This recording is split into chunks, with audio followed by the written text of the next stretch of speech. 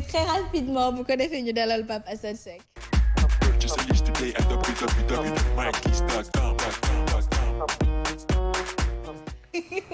kon maanaam daal ca fin ba annoncé naa leen ko nag na leen wax ca fin ba lu mu doon ñetteelu mbaxane gi nga xamante ni président lañ ko ci woowee. Ça va beaucoup te surprendre. Ah oui. Ah bah faudrait me dire. Hein. À la fin bu ñuy jeexal. Ah ouais. Aïcha, actualité 2 points justement avant de dalal ki nga xamante ni moom moo di invité bi. Emploi des jeunes toujours au rendez-vous. Plus de 400 000 emplois en vue selon le directeur de l'emploi et éventuellement le scandale des salaires en vue pour les anciens premiers ministres. jërëjëf asma yàlla jërëjëf loolu bloc laa koy def bloc. def ko bloc MD wan ma ñaari journaux ñaar La Tribune ak Populaire Vox Pop ñaar yooyu boo ma ko tegalee dinaa mën jukki xasma fi nga tàmbalee Modou Fall di directeur de l'emploi dafa ne près de 43 000 emplois la ñu visé ci projet bii nga xam ni président bi lancé na ko war a jël 450 milliards certainement sur une durée une échéance wala des échéances à l'endroit de la jeunesse sénégalaise mu ngi nii le programme vise 443 000 emplois et auto-emploi. kii moo la Modou Fall nekk un spécialiste en informatique ku yàlla may macha allah ñu ko nuyu bu baax nekk ku xarañ ci domaine bi dans le domaine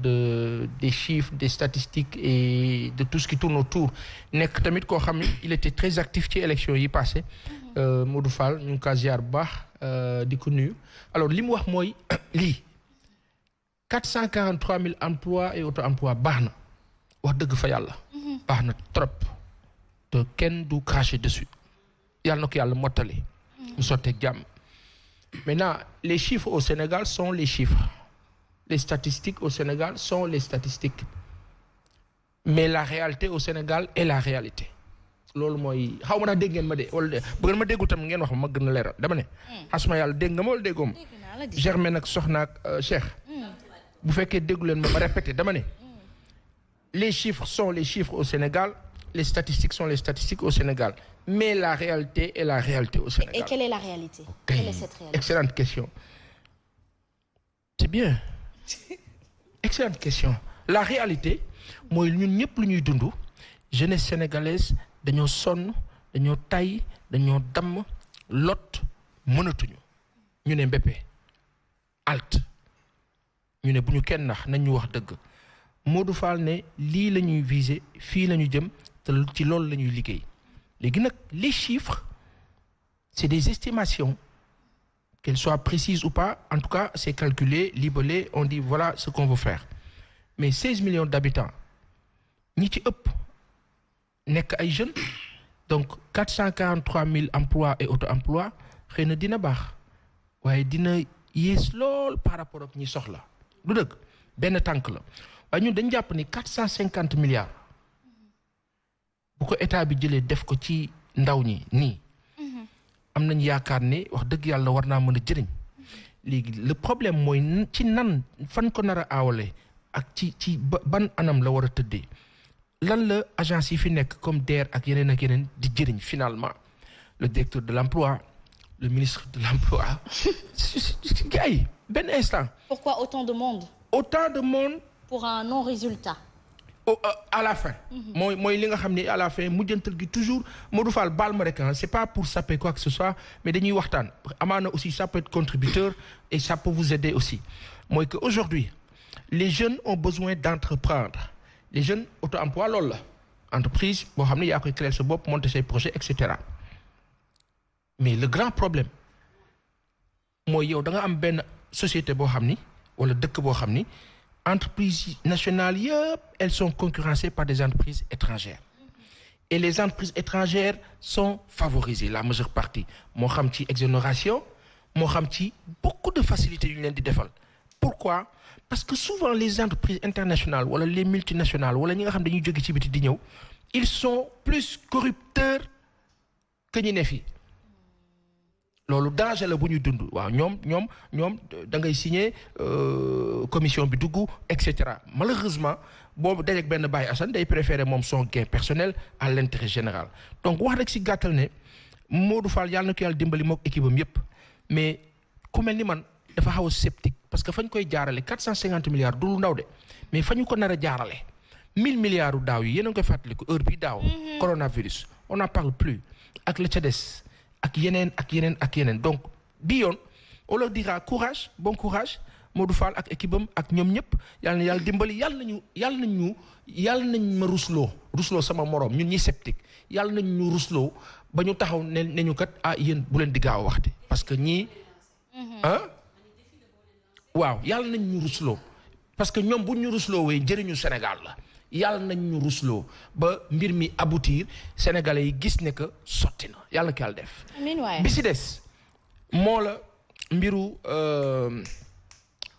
paiement yi nga xam ne ñu ngi koy adressé aux anciens premiers ministres salaire nan la nit di liggéeyee pare ci liggéey boobu dem nekk ci leneen ñu war a continuer di ko fay salaire ci loolu mu nekkoon loolu fu mu am fii projet boo xam ne dañu wax ne la tribune mu ngi nii le Sénégal prévoit des salaires pour d'anciens premiers ministres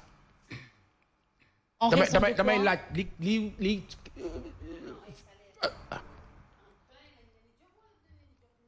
salaire kay salaire la le Sénégal prévoit des salaires pour d'anciens premiers ministres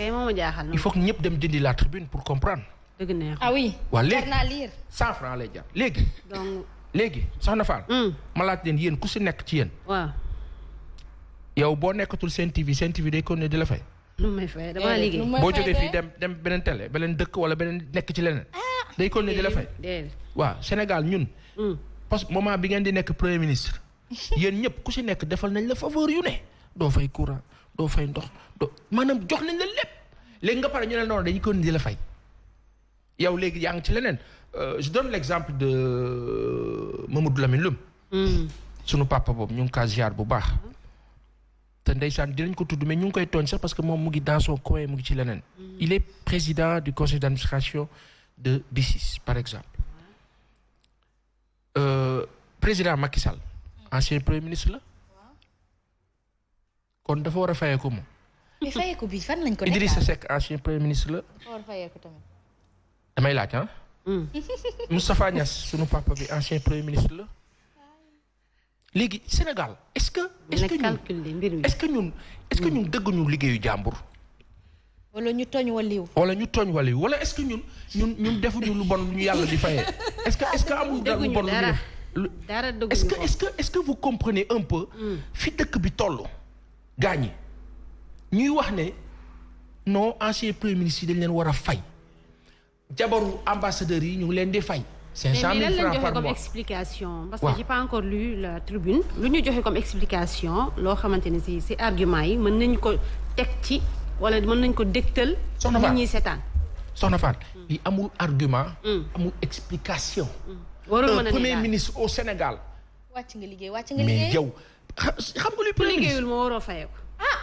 waaw bu xas ba wàcc ba pare léegi ñoom lu tax bu enseignants yi grévé ministre bi génn menacé ne ku liggéeyul ñu dagg la léegi ñoom c'est-à-dire que dafa am loo xam ni tey Sénégal faw ñu wax kon dañu kaa wax nag lu mu am jël xam nga moo la lan léeg-léeg daa mel ni dafa am benn groupe daal benn bande de personnes boo xam ni ñoom 60 ans maintenant ñooy réguler ñooy organiser ñooy structurer ñoom ni ñu ko bëggee noonu lay tëddee mooy ñan sunu papa yi fi nekk 60 ba léegi rek ñoom nu ñu ko bëggee noonu la affaire bi di tëddee te ñun bu ñu waxee ñu ne benn amuleen xam-xam ñu ne d'accord ñaar xamuleen comment ça fonctionne ñu ne d'accord ñett bàyyi leen di gaawtu ñu ne d'accord ñeent di leen gëstu ñu ne d'accord mais juróom ñun benn lañ leen di jox ci ñeent yooyu benn rek lañ leen di jox dañ leen naan waaye yoon la wala du yoon mais du yoon ab laaj la daal léegi pendant ce temps ñii ma transité Cheikh Konaté yow mi jiite les militaires libérés ñoom xam nga lu ñuy jooy dañoo bëgg ñu jëlaat leen ñu liggéey te ndeysaan nangulul leen ko Cheikh. Ah bon? Monsieur, vous avez la parole. Merci. Permettez-moi encore ma nuyu samay naataango les militaires libérés ku ci nekk maa ngi lay nuyu ci sa tur ak sa jëmm di la wàccee vraiment ci sa wàccuwaay di jaale également ñi nga xamante ne c'est des militaires libérés yàlla def ñu wuute du àdduna yi. mën naa ci jël exemple rek donte ñu si des dañ may jégal ak seen i parents aussi